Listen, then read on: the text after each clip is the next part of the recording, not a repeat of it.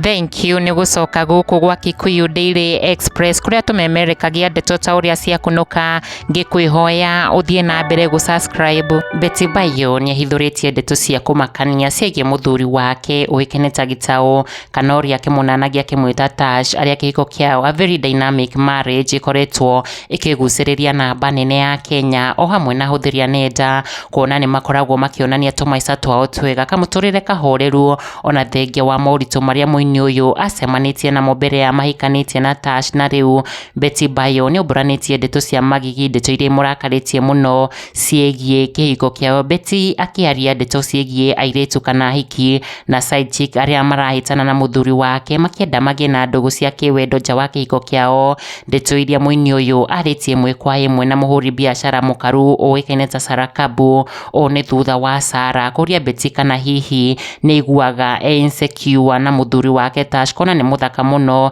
he is very handsome, akĩmũria nĩ atekaga kũgirĩrĩria ahiki matikamwĩrirĩrie gũkũ street-inĩ cia nenda, akiuga kana hihi nĩ kũmwandĩkĩra akĩmwandĩkĩire mũthigari wa kũ make sure ndakũgwa mũtego-inĩ ũyũ wa side chick. Ndeto iria Betty Bayo augĩte nĩ ũndũ ũtangĩhotekeka kuona ke na Tash manyitithanĩtio nĩ wendo ũiyũire gĩkeno kĩingĩ. Oho akiuga ũthaka wa Tash ndũngĩgirĩrĩria ndakerirĩrio na matigane, kuona ũthaka no ũcong'ĩte guo foundation ya kĩhiko. Betty akiuga kũhĩtũkĩra ciugo ici atĩ mtu wa kwenda ni wa kwenda tu, I get madem wana chat na mimi, so they say hi, can we chat, and then I reply that I'm married. Betty akĩhithũria atĩ side chick maciraidaga kana gũthiĩ inbox ya nenda cia Tash kũmũikĩria ndũmĩrĩri nguhĩ makĩmũha magĩe na ndũgũ ya kĩwendo, ona thengia wake kuga he is happily married. Ahiki aya makauga it's okay, matekũmenya marachat na Betty Bayo akĩhũthĩra rũrenda rwa mũthuri wake, tũkĩmendithĩria wendo mũingĩ kĩhiko-inĩ kĩao.